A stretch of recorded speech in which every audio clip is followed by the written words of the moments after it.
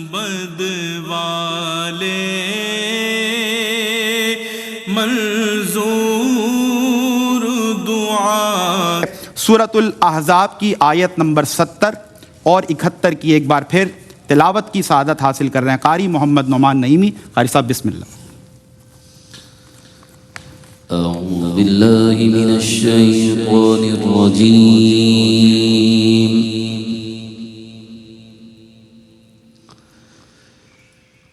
بسم اللہ الرحمن الرحیم۔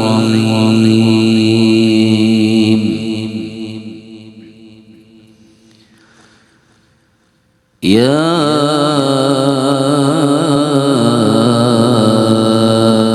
ایہا الذین آمنوا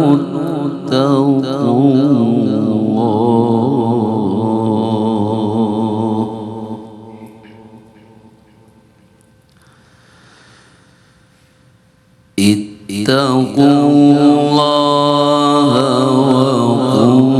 وقولوا قولا سدیدا۔ سبحان اللہ۔ يصلح لكم أعمالكم ويغفر لكم ذنوبكم۔ اللہ۔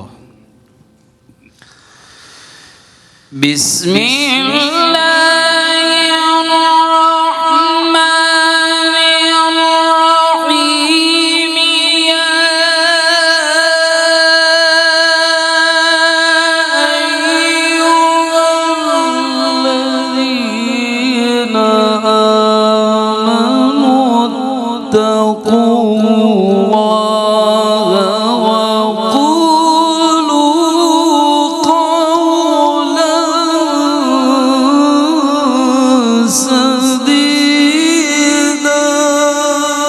سبحان اللہ، سبحان اللہ۔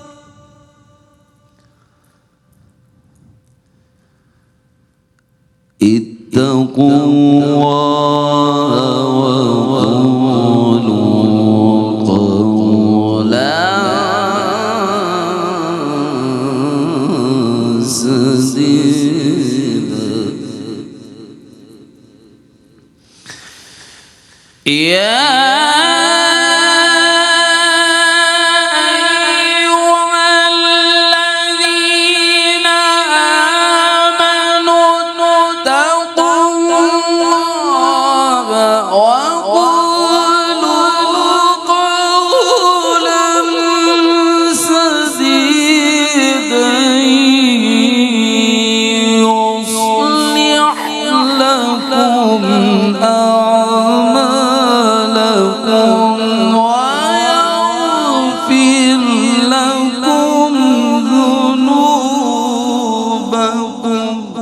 سبحان اللہ، سبحان اللہ۔ يصلح لكم أعمالكم ويغفر لكم ذنوبكم۔ اللہ۔ يصلح لكم أعمالكم ويغفر لكم ذنوبكم ومن يطع الله ورسوله فقد فاز فوزا عظيما۔ صدق الله العظيم۔ سبحان اللہ، سبحان اللہ، ماشاء اللہ۔ ترجمہ: اے ایمان والو، اللہ سے ڈرتے رہو اور درست بات کرو، اللہ تمہارے اعمال کو درست فرما دے گا۔ اور تمہارے لیے تمہارے گناہوں کو بخش دے گا، اور جس نے اللہ کی اطاعت کی اور اس کے رسول کی تو اس نے بڑی کامیابی حاصل کی۔ سورۃ الاحزاب آیت نمبر 70 اور 71 کی تلاوت کرنے کا شرف قاری محمد نعمان نعیمی صاحب نے حاصل کیا۔ اس کے بعد فقیر نے ترجمہ کیا اور اس کی انشاءاللہ تفصیل کے ساتھ اس کی تفسیر اور تشریح انشاءاللہ مفتی محمد احسن نوید نیازی صاحب بیان فرمائیں گے انشاءاللہ، لیکن ایک مختصر سا وقفہ ہے اس اپنے پن کے ساتھ کہ آپ ہمارے ساتھ رہیں گے۔ آپ سے ہوتی ہے ملاقات ایک بریک کے بعد۔ جی ویلکم بیک ناظرین، بریک کے بعد ایک بار پھر آپ کا خیر مقدم ہے۔ آپ ملاحظہ کر رہے ہیں محفل درس قرآن بسلسلہ ایصال ثواب حاجی یعقوب ولی محمد گاندھی، اور یقیناً جو تلاوت کی گئی اللہ رب العزت قاری صاحب کو جزائے خیر عطا فرمائے اور برکتیں ان کو عطا فرمائے۔ بریک سے قبل میں نے عرض کیا تھا کہ مفتی محمد احسن نوید نیازی صاحب سورہ احزاب کی جو آیت نمبر 70 اور 71 کی تلاوت کی گئی، آپ اس کی تشریح بیان کریں گے۔ سر بسم اللہ۔ جی سمیر بھائی، یہ سورۃ الاحزاب ہے اور سورۃ الاحزاب 21ویں پارے میں ہے قرآن مجید فرقان حمید کی۔ یہ سورت بھی مدنیہ سورت ہے، یعنی ہجرت مدینہ کے بعد نازل ہوئی ہے، تو یہ سورۃ الاحزاب۔ اس کے اندر جو ہے وہ آیات کی تعداد ہے 73 73 اور رکوع ہیں کل اس کے اندر 9 یہ رکوع ہیں اس کے اندر۔ احزاب اس کو کیوں کہتے ہیں؟ احزاب حزب کی جمع ہے، اور حزب کہتے ہیں گروہ کو۔ گروہ کوئی بھی ہو اس کو حزب کہا جاتا ہے، اس کی جمع ہے احزاب، یعنی متعدد گروہ۔ چونکہ جو ہے وہ غزوہ خندق کا بیان ہے اس کے اندر، جس کو غزوہ احزاب بھی کہا جاتا ہے، اس کا اس میں بیان ہوا ہے کہ قریش جو ہے وہ بنو غطفان اور بنو قریظہ کو ساتھ ملا کر مختلف گروہ ساتھ مل کر آ گئے تھے، مدینہ منورہ پر چڑھ دوڑے تھے، جس کی وجہ سے غزوہ خندق پیش آیا، غزوہ احزاب پیش آیا، اور اس کی طرف اشارے اس میں موجود ہیں، اس کا بیان ہے، اس لیے سورت کا نام رکھا گیا ہے سورۃ الاحزاب۔ ٹھیک۔ اس سورۃ الاحزاب کی یہ 2 آیات جو تلاوت کی گئیں، آیت نمبر 70 اور آیت نمبر 71، اس کے اندر جو ہے وہ بنیادی طور پر جو بات فرمائی گئی ہے، اللہ تبارک و تعالی ارشاد فرما رہا ہے، اے ایمان والو اللہ سے ڈرو، یعنی اللہ کا تقوی اختیار کرو، وقولوا قولا سدیدا، اور سیدھی بات کہو، یصلح لکم اعمالکم، اللہ تمہارے اعمال درست کر دے گا، سنوار دے گا، ویغفر لکم ذنوبکم، اور تمہارے گناہ معاف فرما دے گا، بخش دے گا، ومن یطع اللہ ورسولہ فقد فاز فوزا عظیما، اور جس نے اللہ اور اللہ کے رسول کی اطاعت کی اس نے بڑی کامیابی پا لی۔ تو ایک تو اس کے اندر جو ہے وہ تقوی کا ذکر ہے، تقوی اختیار کرنے کا حکم دیا گیا ہے۔ دوسرا اس کے اندر سیدھی بات کہنے کا حکم دیا گیا ہے۔ پھر ان 2 حکموں پر جو بندہ عمل کرے گا اس عمل کا ریوارڈ کیا ملے گا، اسے انعام کیا ملے گا، وہ انعام آگے بیان کیا جا رہا ہے کہ اس کے اعمال بھی سنوار دیے جائیں گے، اس کے گناہ بخش دیے جائیں گے، اور جو اللہ اور اللہ کے رسول کی اطاعت کرے گا اس نے وہ بڑی عظیم کامیابی پا لے گا۔ یہ اس کے اندر بیان ہوگا۔ تو سب سے پہلی بات دیکھیے تقوی کی بات فرمائی گئی، اے ایمان والو اللہ سے تقوی اختیار کرو، اللہ کا تقوی اختیار کرو، یعنی اللہ سے ڈرو۔ تقوی کیا ہوتا ہے جناب؟ تقوی جو ہے ویسے تو کہتے ہیں بچنے کو، کسی بھی چیز سے بچنا جو ہے تقوی کا جو اصل روٹ ورڈ ہے وہ ہے وقایا۔ وقایا کا معنی ہوتا ہے بچنا، تو تقوی کا بنیادی معنی تو ہے بچنا۔ اب کس چیز سے بچنا؟ اللہ کی نافرمانی سے بچنا، ظاہراً و باطناً، سراً و علاناً، اللہ کی نافرمانی سے بچنا یہ تقوی ہے۔ پھر اس تقوی کے جو ہے وہ متعدد درجات ہیں الگ، کہ تقوی ایک ہے عوام کا تقوی، ایک ہے خواص کا تقوی، اور ایک ہے اخص الخواص کا تقوی۔ عوام کا تقوی تو یہ ہے کہ گناہ سے بچنا، کفر و شرک سے بچنا ہے، اور جب گناہوں سے بچنا ہے تو کفر و شرک سے تو بدرجہ اولا بچنا ہے، تو گناہوں سے بچنا یہ ہے تقوی کا پہلا درجہ، یہ سب کے لیے لازم ہے، سب نے یہ تقوی اختیار کرنا ہے۔ دوسرا تقوی کا درجہ ہے خواص کا، وہ ہے شبہات سے بچنا۔ شبہات سے آدمی اپنے آپ کو بچائے، ویسے بھی اللہ کے محبوب علیہ الصلوۃ والسلام نے فرمایا تھا جو شبہات سے بچتا ہے تو وہ اپنی آبرو بھی بچا لیتا ہے اور اپنا دین بھی بچا لیتا ہے۔ من اتقى الشبہات، جو شبہات سے بچتا ہے تو وہ اپنی آبرو بچا لیتا ہے اور اپنا دین بھی بچا لیتا ہے۔ یہ حدیث کے الفاظ ہیں، اللہ کے محبوب علیہ الصلوۃ والسلام نے ارشاد فرمایا۔ پھر تیسرا درجہ جو ہے جو اخص الخواص کا درجہ ہے تقوی کا، وہ درجہ کیا ہے؟ ما سوی اللہ سے بچنا، یعنی اللہ کے سوا جو کچھ ہے اس سے بچنا۔ اللہ. اب یہ جو ما سوى اللہ سے بچنا ہے کیا مطلب؟ گناہوں سے بچنا تو سمجھ میں آتا ہے، ٹھیک ہے جی گناہوں سے بچا جائے گا، ٹھیک ہے کفر و شرک سے بچا جائے گا. یہ جو شبہات سے بچنا ہے یہ بھی سمجھ میں آتا ہے، مشتبہات سے بندہ بچے کہ کہیں جو ہے وہ گناہ میں نہ پڑ جائے. گناہ سے بچانے کا سبب اور ذریعہ ہے شبہات سے بچنا، اس سے بچنا وہ اس کا سبب ہے، اس لیے کہا جا رہا ہے ٹھیک ہے. یہ ما سوى اللہ سے بچنا کیا مطلب؟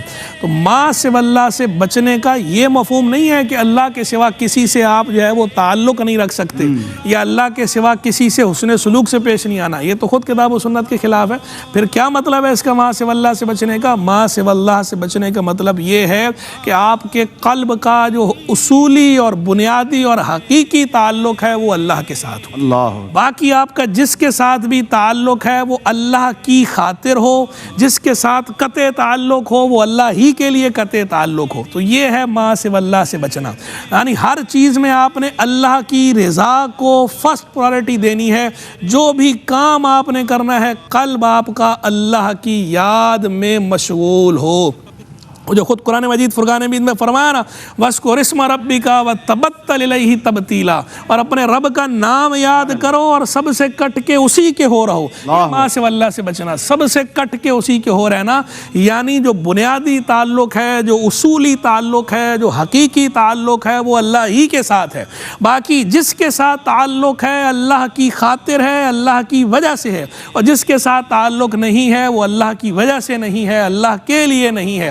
یعنی الحب فی اللہ والبغض فی اللہ کا مظہر بننا ہے. محبت کرنی ہے تو اللہ کے لیے کرنی ہے، نفرت کرنی ہے تو اللہ کے لیے کرنی ہے. کسی کو کچھ دینا ہے تو اللہ کی رضا کے لیے دینا ہے، کسی کو کچھ نہیں دینا محروم کرنا ہے تو اللہ کی رضا کے لیے نہیں دینا، اللہ کی رضا کے لیے اسے محروم کرنا ہے. فقد استکمل الایمان. تو جو ایسا کرے گا یعنی اللہ کے لیے دے گا، اللہ کے لیے روکے گا، اللہ کے لیے تعلق رکھے گا، اللہ کی وجہ سے تعلق توڑے گا، تو اس نے اپنا ایمان کامل کر لیا، کمال ایمان. تو ما سوى اللہ سے بچنا یعنی بندہ کام کوئی بھی کر رہا ہو اس کے قلب کی سوئی جو ہے وہ خالق حقیقی کی طرف ہو، وہ اللہ، اس کا دل جو ہے، اس کا قلب جو ہے وہ اللہ کے ذکر کی بیٹ پہ ایکٹیویٹ ہو. وہ اللہ لا الہ الا اللہ اللہ ان نغموں پہ اس کی ٹون، قلب کی ٹون سیٹ ہو، اس کے قلب کی ٹون یہ ہو. یہ ہے ما سوى اللہ سے بچنا. وہ جو فارسی میں کہا نا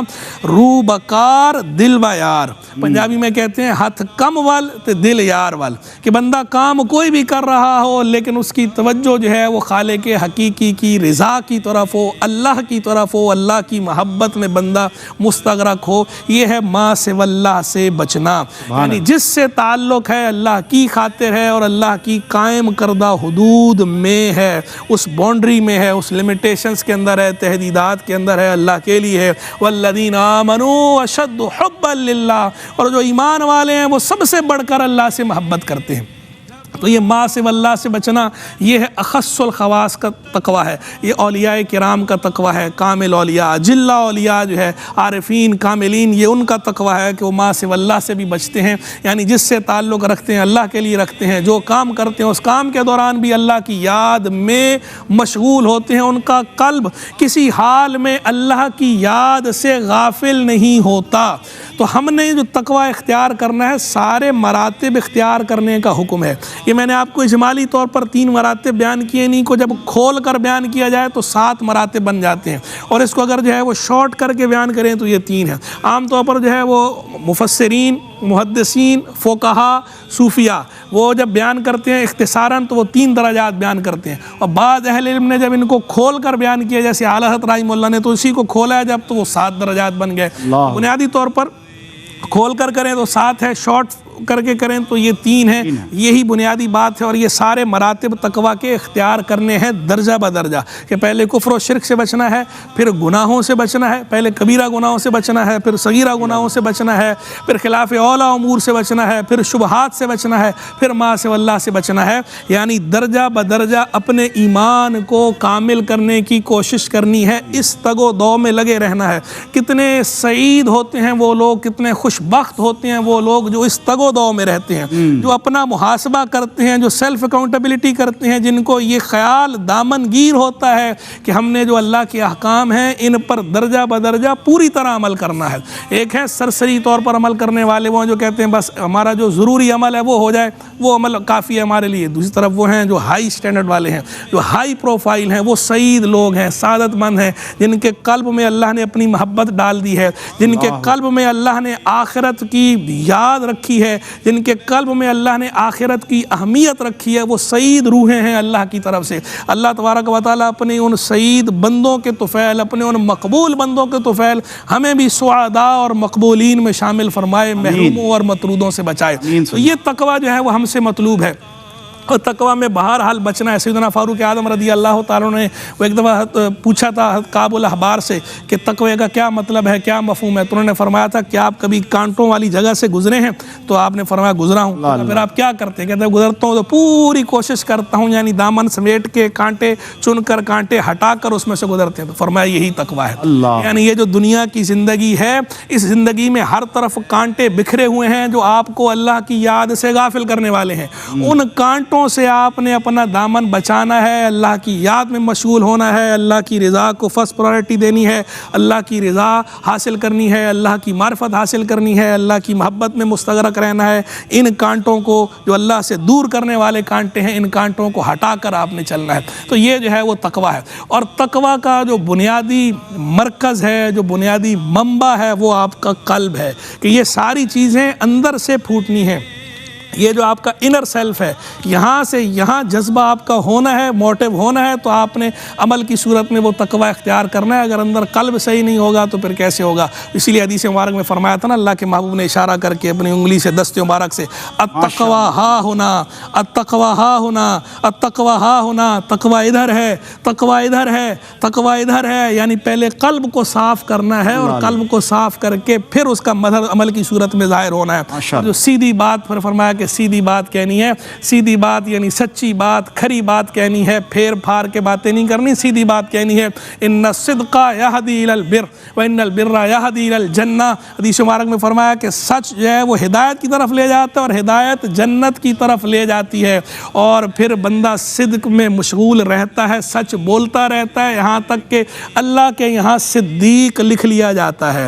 تو یہ صدق کی بنیادی اہمیت کہ تقویٰ اختیار کرنا ہے اور سچ بولنا ہے، اپنے اقوال میں بھی سچ اختیار کرنا ہے، افعال میں بھی سچ اختیار کرنا ہے۔ اللہ کے محبوب کو دیکھیے کہ وہ صادق ما ربی، صادق ما نفسی، صادق ما اہلی، صادق ما اعدائی، کہ وہ سب کے ساتھ سچے تھے، اپنے رب کے ساتھ بھی سچے تھے، رب کے ساتھ بھی تعلق سچا تھا، حق تعلق تھا، اپنے آپ کے ساتھ جو تعلق ہے وہ تعلق بھی ان کا سچا تھا، اپنے اہل کے ساتھ جو تعلق تھا وہ تعلق بھی سچا تھا، اور جو دشمنوں کے ساتھ تعلق تھا وہ تعلق بھی سچا تھا، اس میں بھی کوئی کسی قسم کے نفاق کی آمیزش نہیں تھی۔ تبھی تو ان کے یہاں بھی صادق اور امین کے نام سے آپ جو ہے ملقب تھے، وہ بھی آپ کو صادق اور امین کہہ کے پکارتے تھے۔ ہم اللہ کے محبوب کے ماننے والے، سید الانبیاء والمرسلین کے ماننے والے، تو ہم پر بھی یہ لازم ہے کہ ہم بھی سچے ہوں، اپنے رب کے ساتھ بھی سچے ہوں، اپنے نفس کے ساتھ بھی سچے ہوں، اپنے اہل کے ساتھ بھی سچے ہوں، سوسائٹی معاشرے کے ساتھ بھی سچے ہوں، اور دشمنوں کے ساتھ بھی سچے ہوں۔ ہمارے تمام معاملات میں صدق غالب ہو، صدق فی الاقوال بھی ہو، صدق فی الافعال بھی ہو، صدق فی الاحوال بھی ہو۔ جب سارے کام ہو جائیں گے تو کیا ہوگا؟ اللہ تمہارے عمل سنوار دے گا، اللہ تمہارے گناہ معاف کر دے گا۔ گناہ معاف ہو گئے، عمل سنور گئے، اللہ اور اللہ کے رسول کی اطاعت کر لی، تو اب کیا ہو گیا؟ فقد فاز فوزا عظیما، بڑی کامیابی حاصل کر لی۔ لوگ سکسیس کے پیچھے بھاگتے ہیں، کامیاب ہو جاؤں، کامیابی مل جائے۔ یہ قرآن نے نسخہ بتا دیا کہ اللہ کا تقوی اختیار کرو، سیدھی بات کہو، اللہ اور اللہ کے رسول کی اطاعت کرو، جاؤ تمہیں عظیم کامیابی ملے گی۔ صرف کامیابی نہیں، عظیم کامیابی حاصل کر لوگے۔ زبردست، سبحان اللہ۔ اللہ تعالیٰ آپ کو جزائے خیر دے مفتی صاحب۔ اور یقیناً جو مفتی صاحب نے فرمایا اور ایک میسیج کے طور پہ جس انداز سے آپ نے اس تشریح کو کنکلوڈ کیا، میں اسی کو ایمفیسائز کرتے ہوئے کہ آپ دیکھیں کہ ایک دنیاوی عارضی سکسیس کے لیے ہم کتنے ایفرٹس کرتے ہیں، شب و روز محنت کرتے ہیں کسی طرح دنیاوی طور پر ہمیں کامیابی حاصل ہو جائے۔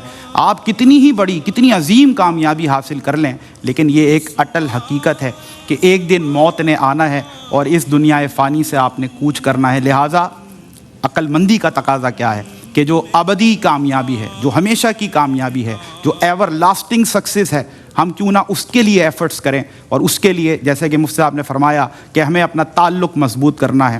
اللہ کی لاریب کتاب قرآن مجید فرقان حمید جس انداز سے ہمیں مخاطب کرتی ہے، ہمیں تعلیم کرتی نظر آتی ہے، جو روشنی اس کتاب لاریب کتاب سے ہمیں ملتی ہے، ہمیں اسے اپنی زندگی میں امپلیمنٹ کرنا ہے، ہمیں پریکٹیکل کی طرف آنا ہے، ہمیں عمل کی طرف آنا ہے۔ اور بس یہ اشعار آپ کی سماعتوں کی نظر کرتے ہوئے میں قبلہ قاری محمد نعمان نعیمی صاحب سے ایک بار پھر التماس گزار ہوں کہ ایک بار پھر قرآن مجید و فرقان حمید کی آیات بینات سے ہمارے قلوب و اذہان کو منور کرنے کی سعادت حاصل کریں گے۔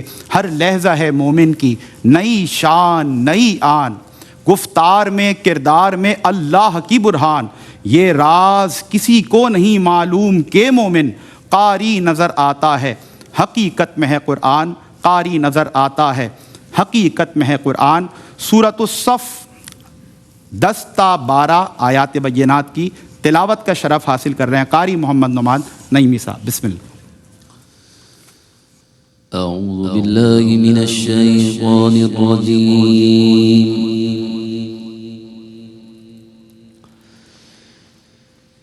بسم الله الرحمن الرحيم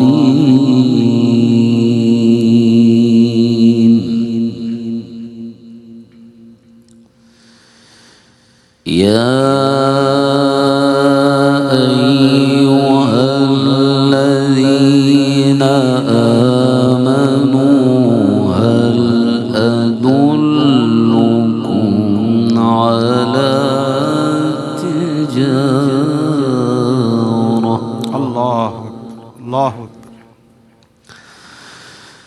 هل أدلكم على تجارة تنجيكم من عذاب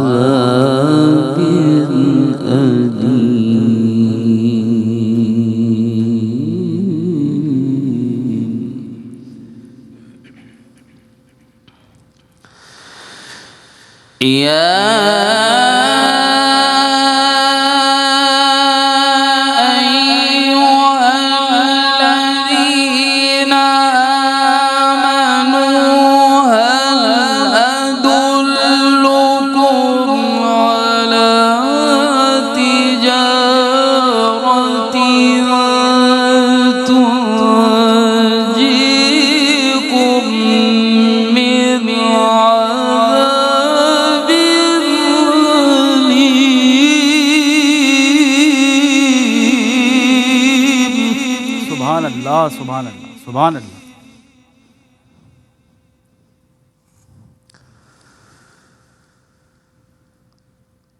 تؤمنون بالله ورسوله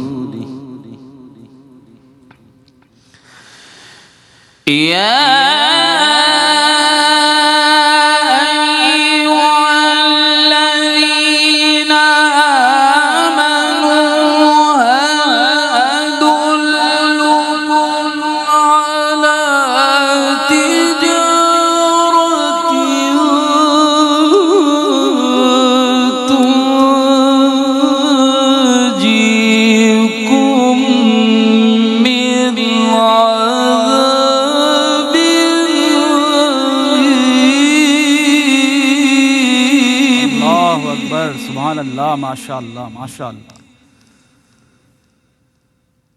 تؤمنون بالله ورسوله تؤمنون بالله ورسوله سبحان اللہ۔ تؤمنون بالله ورسوله وتجاهدون في سبيل الله بأموالكم وأنفسكم ذلكم خير لكم إن كنتم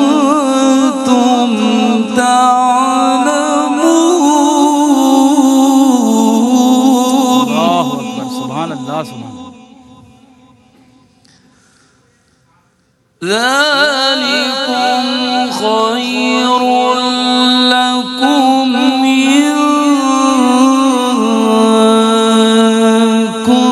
كنتم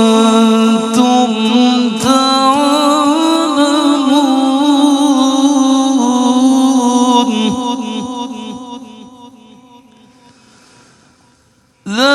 ذلكم خير لكم إن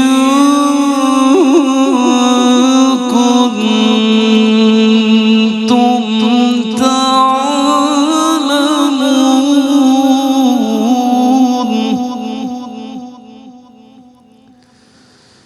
يغفر لكم ذنوبكم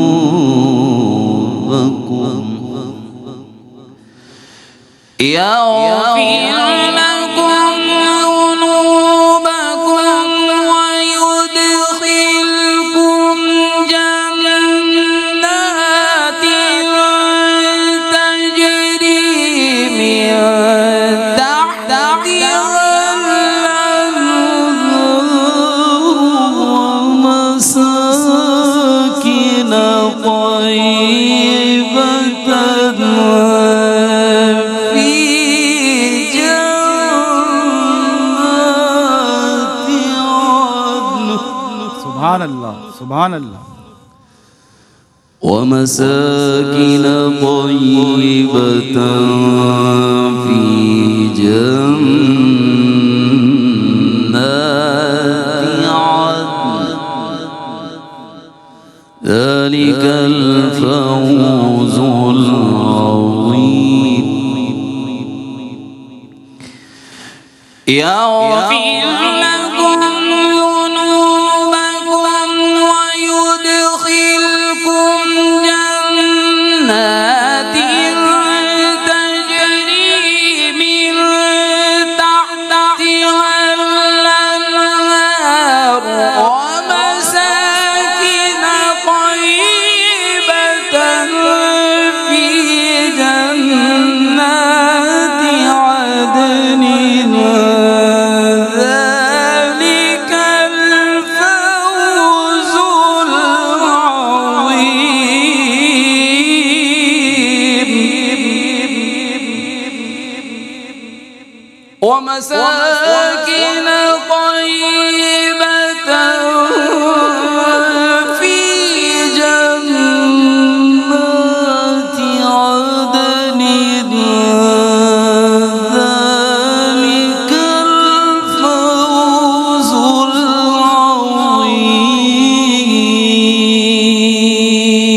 العظيم صدق الله العظيم سبحان اللہ سبحان اللہ ماشاء اللہ ترجمہ اے ایمان والو کیا میں تم کو ایسی تجارت بتاؤں جو تم کو دردناک عذاب سے نجات دے تم اللہ اور اس کے رسول پر ایمان لاؤ اور اپنے مالوں اور اپنی جانوں کے ساتھ اللہ کی راہ میں جہاد کرو یہ تمہارے لیے بہتر ہے اگر تم علم رکھتے ہو وہ تمہارے گناہ بخش دے گا اور تم کو ان جنتوں میں داخل کر دے گا جن کے نیچے سے دریا بہتے ہیں اور عمدہ پاکیزہ مکانوں میں دائمی جنتوں میں یہی بہت بڑی کامیابی ہے۔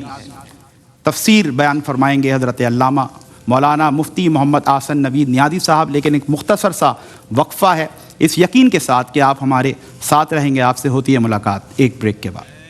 سبز گنبد والے منظور